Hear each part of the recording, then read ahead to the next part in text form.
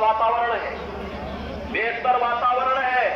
और चिंता मत करिए, मैं आज आपसे कहने के लिए आया हूं, जो भी गो माफिया सार्वजनिक जमीनों पर कब्जा करेगा, चाहे वह रामलीला की भूमि हो और चाहे कोई गरीब या व्यापारी या किसी सामान्य नागरिक की भूमि, उसको लेने के देने पड़ेंगे।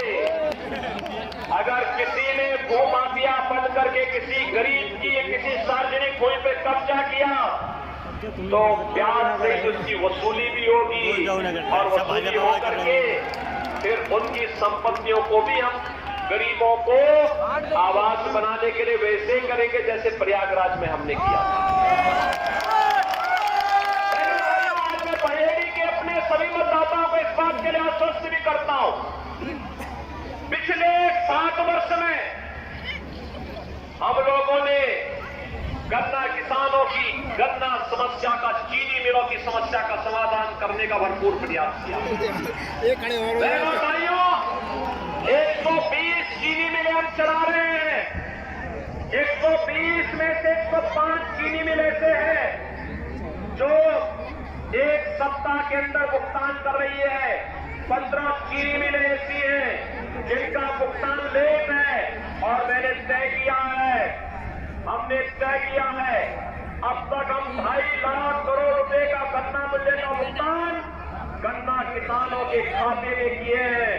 बहनों और भाइयों, 7 वर्ष में 2.5 लाख करोड़, जबकि कांग्रेस, सपा, बसपा के 22 साल के कार्यकाल को भी आप देखेंगे तो बहनों और भाइयों, वे लोग इतना भी गन्ना मूल्य का भुगतान नहीं कर पाए थे।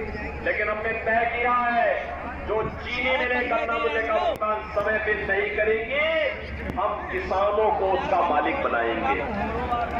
अन्नदाता किसान, गन्ना किसान ही वहां की बनाकर सुबह सुबह आके बैठे खाना उन्हें खाया है नहीं। एक पाई का हिसाब लेंगे, किसी का 1 पैसा डूबेगा नहीं। बहनों और भाइयों, हम समस्या नहीं लेते, हम समाधान पे विश्वास करते हैं। और आपने देखा होगा उत्तर प्रदेश के अंदर हमने सुरक्षा का बेहतर वातावरण भी दिया, विकास के बड़े बड़े कार्यक्रमों को आगे बढ़ाया, बड़े विभिन्न प्रकार के अभियानों को आगे बढ़ाया। बरेली में तो पहले हर महीने दंगा होता था और आज दंगाई जो है जान की भीख मांगते हुए फिरे फिरे जा रहे हैं। बहनों और भाइयों, अब ये नहीं हो पाएगा कि दंगा भी कराएंगे और फिर किसी पार्टी से जाकर के जबरदस्ती हम लोग फतवे जारी करके अव्यवस्था पैदा भी करेंगे। अब ये कतई स्वीकार नहीं। मैं भारत का नया उत्तर प्रदेश पूरी मजबूती के साथ आपके साथ खड़ा है, आपकी सुरक्षा के लिए खड़ा हुआ है। और बहनों और भाइयों, आज इसीलिए मैं आपके पास आया हूं आपसे कहने के लिए कि एक और कश्मीर में धारा 370 हटाने का काम किया, क्या ये काम सपा बसपा के लोग या कांग्रेस के लोग कर पाते? बहनों और भाइयों, 3 तलाक को प्रथा को क्या कांग्रेस और सपा बसपा के लोग समाप्त कर पाते? और अयोध्या में राम मंदिर का निर्माण क्या ये लोग कर पाते? क्या ये लोग कर पाते? बहनों और भाइयों, आप मुझे बताओ कितने लोग अयोध्या गए? रामलला के विराजमान होने के बाद कितने लोग गए? बहनों और भाइयों, मैं आपसे कहूंगा, पीलीभीत में तो चुनाव 19 अप्रैल को ही है। 19 अप्रैल के बाद पदाधिकारियों को छोड़ करके शेष लोग खेती बाड़ी से जब वक्त लगे तो अयोध्या एक बार जाकर के देख के आइए। कितनी सौभाग्यशाली है हमारी पीढ़ी। 500 वर्षों का इंतजार आज अयोध्या में समाप्त हुआ, रामलला का विराजमान हुआ है। आज आप अयोध्या धाम जाएंगे, आपको लगेगा जैसे त्रेता युग में साक्षात राम इस धरा पर उतर करके हमें अपना आशीर्वाद प्रदान कर रहे हैं। भाइयों, यह काम भी केवल भाजपा कर सकती है। कांग्रेस और सपा बसपा के लोग तो कहते थे राम और कृष्ण हुए ही नहीं। इनके समय में तो दंगे होते थे, कभी बरेली में, कभी सहारनपुर में, कभी किसी और जगह, लगातार दंगे पे दंगे होते थे और माफिया अपने गले का हार बना करके ये लोग प्रदेश को लूटने के लिए चलते थे। बहनों और भाइयों, आज आप देख रहे होंगे माफिया की क्या दुर्गति हो रही है। माफिया अपने गले में तख्ती लटका के घूम रहे हैं और एक ही बात की गुहार कर रहे हैं कि ठेली लगा करके सब्जी बेच करके पेट भर दूंगा, लेकिन जान भगत तो एक बार बस।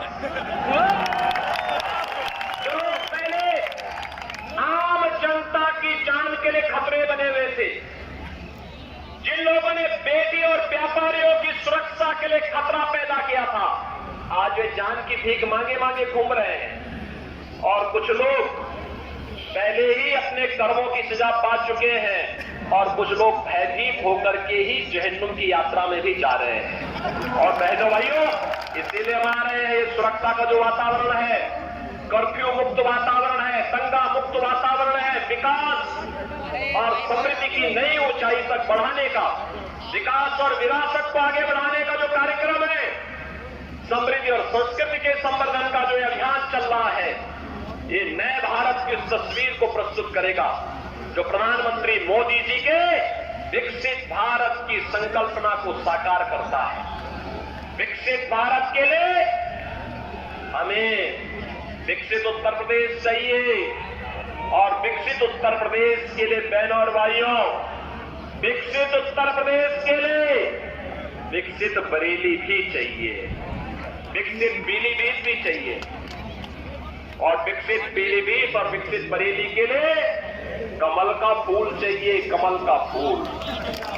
सभी तैयार हैं? जितिन प्रसाद जी को भारी बहुमत से विजयी बना के भेजेंगे। एक एक व्यक्ति जितिन प्रसाद बन करके घर घर जाकर के कमल खिलाने का काम करेगा।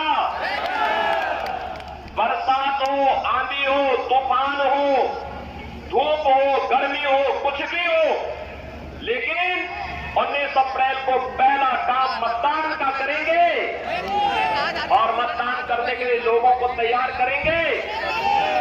बहनों भाइयों, आपसे यही अपील है, 19 अप्रैल को कमल चुनाव चिन्ह पर श्री जितिन प्रसाद जी को भारी बहुमत से विजयी बनाने की अपील आप सबसे मैं करने के लिए आया हूं।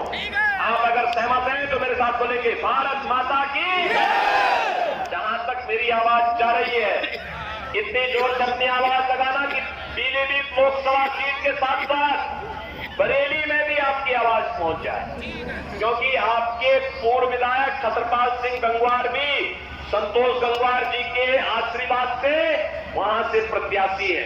इसलिए आवाज अभी से एडवांस में पहुंचे। दोनों हाथ ला करके बोलेंगे भारत माता की।